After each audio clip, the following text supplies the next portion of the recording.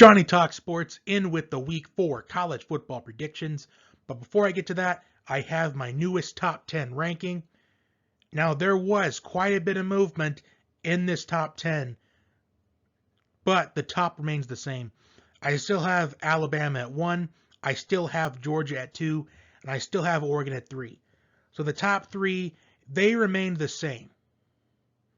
However, at number 4, I have Penn State. And at number 5, I have Iowa. Now, here was the difference between Penn State and Iowa for that 4th spot. Penn State picked up a win against Auburn. And Auburn is a top 25 team in college football at this point. And Iowa, they have wins against Indiana and Iowa State. In my mind, Penn State has beaten better opponents so far this season than Iowa. I know Indiana had a really good season last year. Indiana is off to a slow start. But there are honestly 3 reasons why you shouldn't think much of this if you were a fan of either of these 2 teams. Because I feel like if the College Football Playoff Committee, if they did rankings every single week from the beginning of the season, I think this is what their top 5 would be. I think they would agree with me and put Penn State at 4 and Iowa at 5. Because the competition Penn State has beaten so far, Wisconsin and Auburn, those are 2 top 25 teams. I mean, Indiana is top 25 caliber, but we're not going to know how good of a win that win over Indiana was for Iowa until later on in the season. I mean, if Indiana, if they end the season 9-3 and they find themselves in the top 15, then yeah, maybe that win against Indiana in the opening weekend, that meant a whole lot. It meant a whole lot more than we're thinking. But at this point, I just think Penn State is deserving of that 4th spot right now.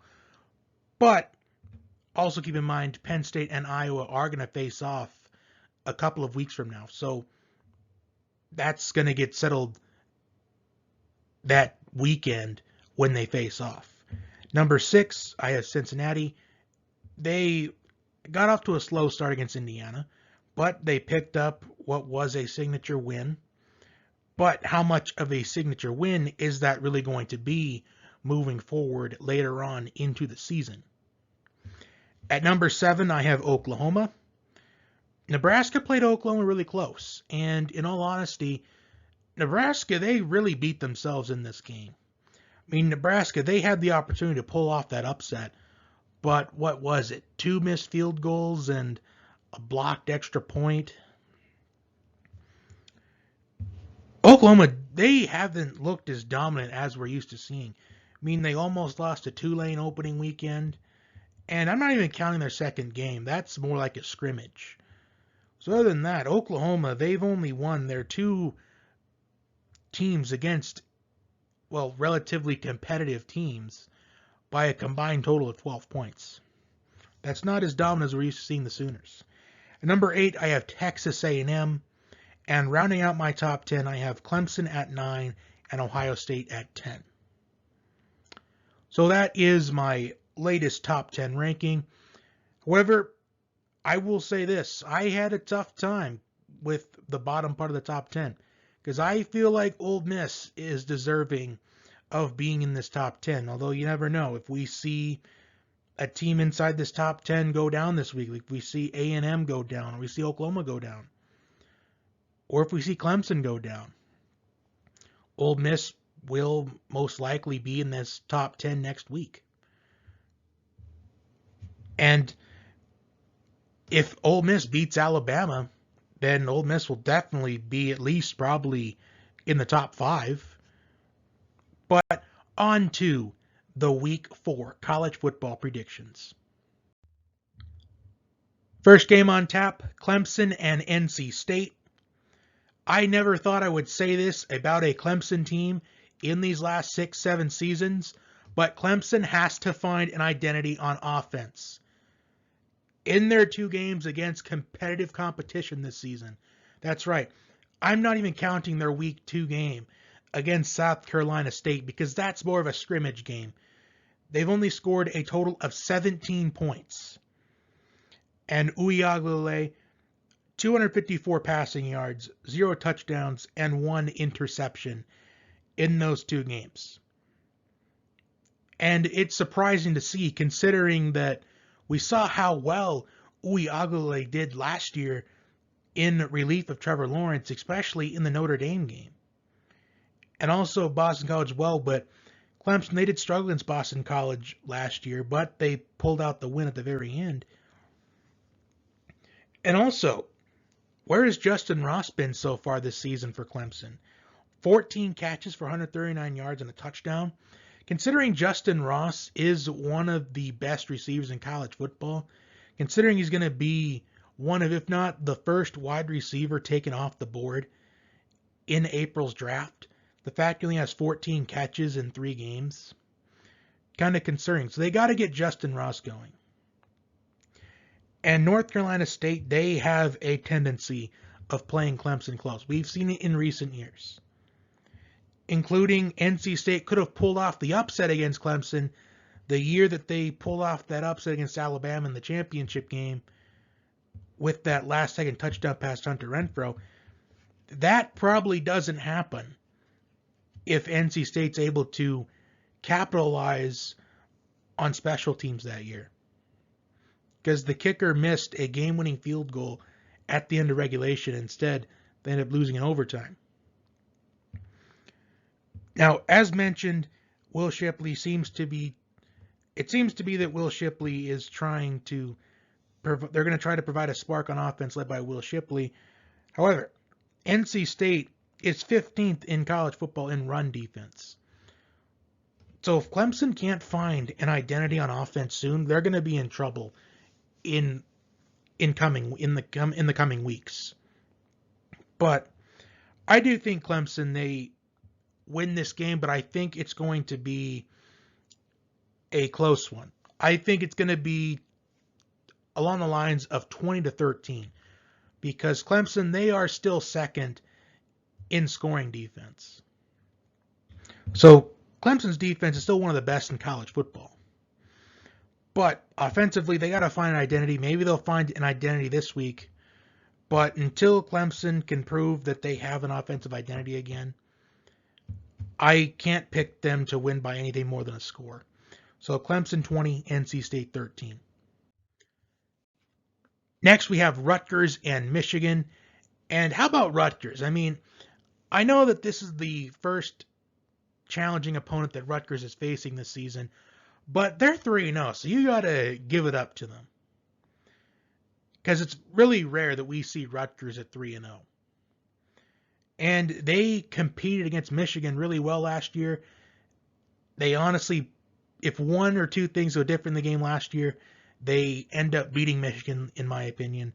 I mean, Noah Vedral is completing 71% of his passes this season, 4 touchdowns and no interceptions. So he's playing some pretty clean football so far for Rutgers.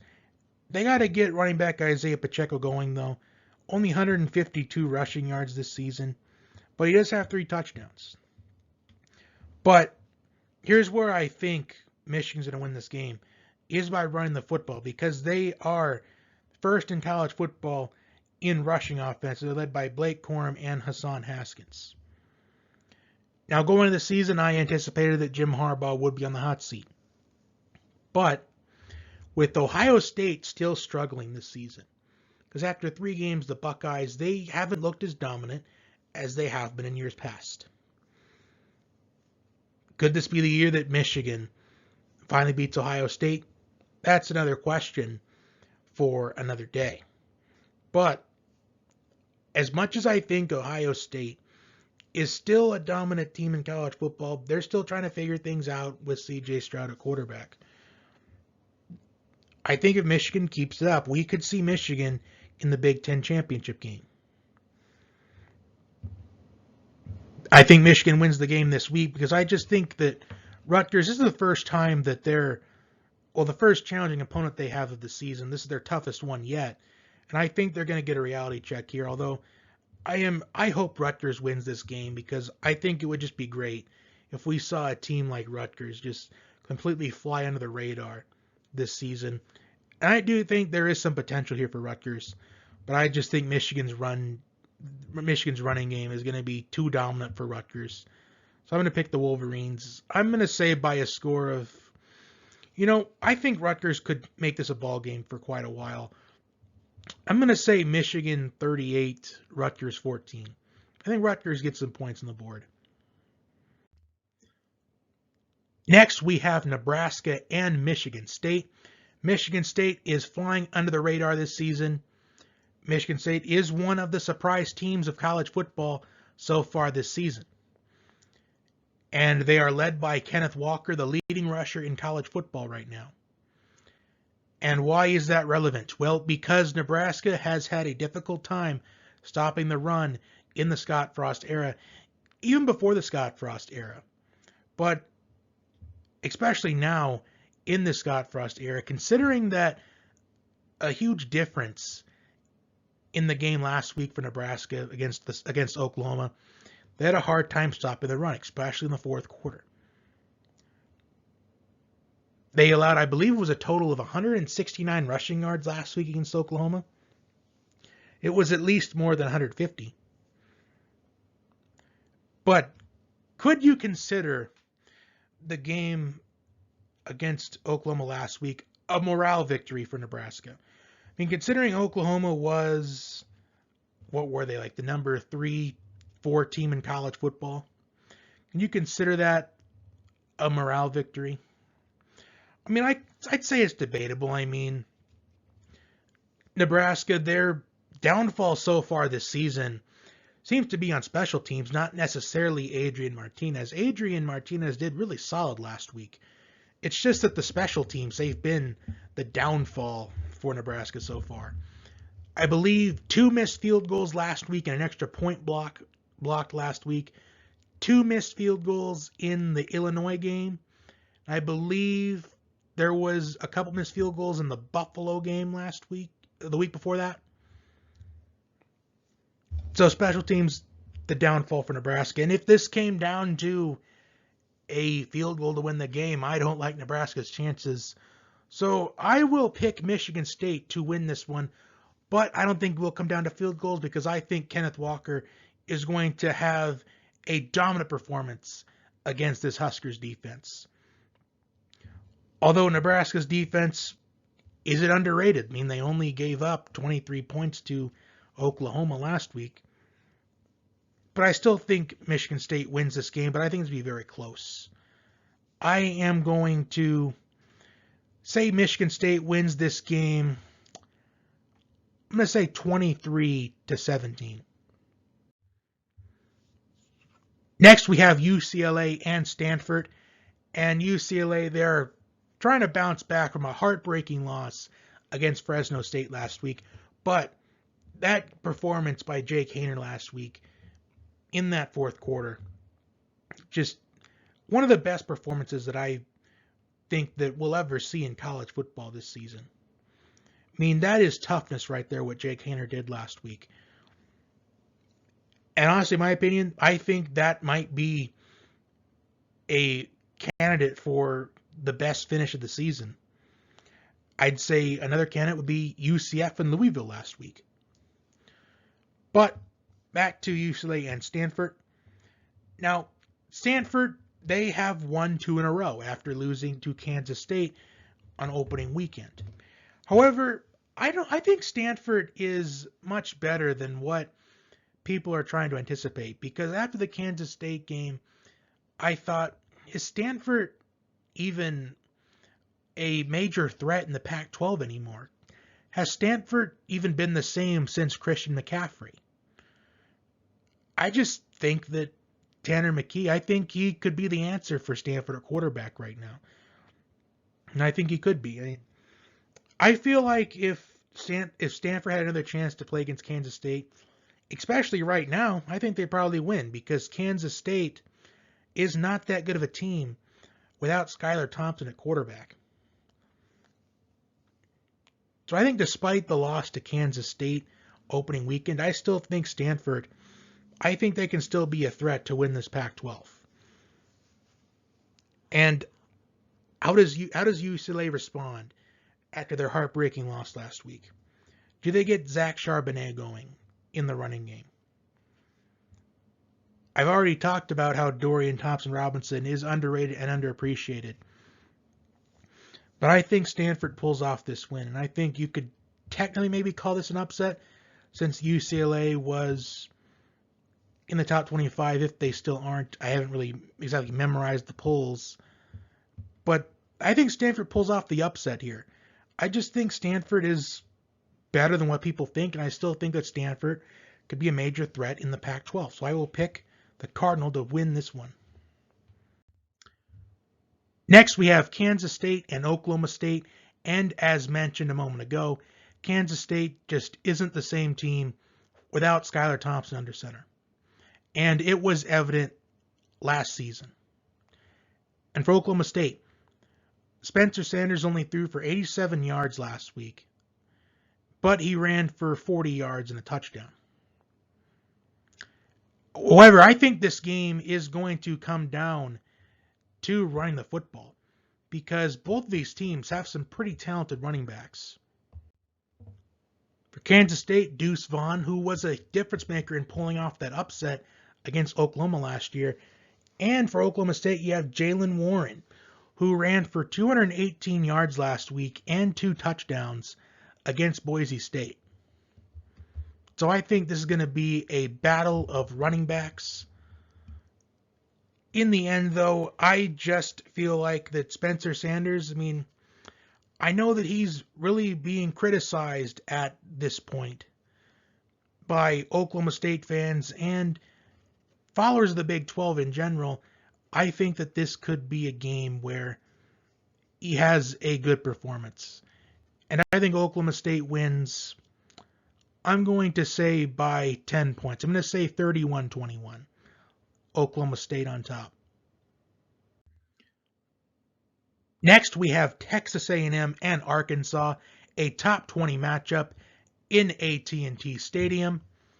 For the Aggies, this is going to be Zach Calzada's toughest test yet. The backup quarterback who had to come in for relief of Haynes King in the Colorado game after he left with an injury on the 5th play of the game. And it took Calzada some time. It took him until the 4th quarter to really get things going. But he did just enough for the Aggies to survive and advance that day. And he looked better last week against New Mexico. But this will be his toughest test yet, as he's going up against an Arkansas team that is flying under the radar this season, who had a big, convincing win against Texas a couple of weeks ago. Now, A&M is first in scoring defense, and they are first in passing defense. However, their weak point on defense is the run defense, as they are giving up an average of 162 rushing yards per game. So this could be huge for KJ Jefferson for Arkansas, as he has 180 rushing yards and 2 touchdowns this season, and Traylon Smith 216 yards and 3 touchdowns this season for the Razorbacks. So this could be a difference maker in this matchup. And this always seems to be a close matchup, no matter how far the point spread is, no matter what the records of these two teams are. This always seems to be a close game. Now, A&M might have to rely on the running game yet again, just like they had to against Colorado. Isaiah Spiller and Devon Achane. I think they are the best 1-2 punch in college football. And you also have Mr. Versatility and Ananias Smith. However, Arkansas is 12th in pass defense. So if it comes down to a situation where Zach Calzada is going to have to lead a game-winning drive, I don't like the Aggies' chances, which is why I'm going to pick Arkansas to strike the upset. Because yes, I think A&M's defense is still one of the best defenses in college football. In fact, the best scoring defense in college football, despite their three opponents being Kent State, Colorado, and New Mexico. I think those performances so far from the defense, that's going to provide confidence moving into conference play. But I just don't think that Calzada will be able to do enough in this game.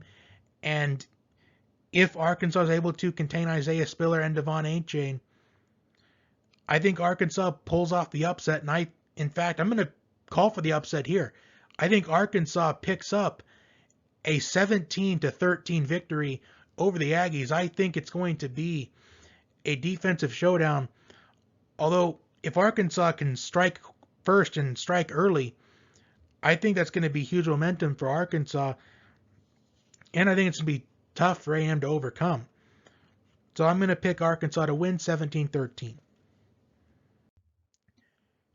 And finally, we have the game of the week, Notre Dame and Wisconsin. Interesting storyline here. Notre Dame quarterback Jack Cohn going up against his former team will be an interesting storyline throughout the game and throughout the entire week as well. But Notre Dame, they haven't played like a top 10 team all season long, in my opinion. They should have lost to Florida State, but Florida State beat themselves in that overtime. And let's also mention that they seemed to be on cruise control in that game. They were off to what should have been a dominant win, but they allowed Florida State to force overtime in the first place. And they had a come-from-behind win against Toledo the week after that. And then last week they picked up a 14-point win against Purdue. But this week for the Irish, it begins their tough stretch. As after that they go up against Cincinnati. They're at home for that game. Then they go on the road to take on Virginia Tech, which is a tough place to play. And then they have a bye week. Then after the bye week, they go up against USC. And which USC team is going to show up for that game? And then they are up against North Carolina at home. So this week begins a brutal 5-game stretch for the Irish. And will this be the game where we finally see Notre Dame play like a top 10 team? Can the offensive line set up running lanes for running back Kyron Williams? Notre Dame's defense has 13 sacks this season, which they are tied for 4th with Georgia for most sacks this season. But Wisconsin is 2nd in total defense. They have a great 1-2 punch in Ches Malosi and Isaac Garendo. So this is going to be a battle of which team runs the football the best, in my opinion. And I've got to go with Wisconsin here because Notre Dame is allowing 148.3 rushing yards per game so far this season. And I think that if Wisconsin can assert their running game, which I think that they will pick up the win. Plus, I will say this about Wisconsin. They should have beaten Penn State, in my opinion. But Penn State, they did force turnovers at the right time against Wisconsin. And I think if Wisconsin and Penn State, if they had a rematch again right now, maybe Wisconsin probably wins that one. But it was a 16-10 win for Penn State against Wisconsin that day. But I think the Badgers, they pick up. I think it's going to be a defensive battle in this one. Even though it may not feel like it, considering Notre Dame has had a tough time stopping the run this season. The last thing you want when you're struggling to stop the run, to go up against one of, if not the most running teams in college football in the Wisconsin Badgers. But I will pick the Badgers to win a 21-13 game. So those are my picks for week 4 of the 2021 college football season. Like, share, and subscribe. If there's another game that you want me to talk about, leave it in the comment section down below, and I will respond to you. That is all I have. Until next time.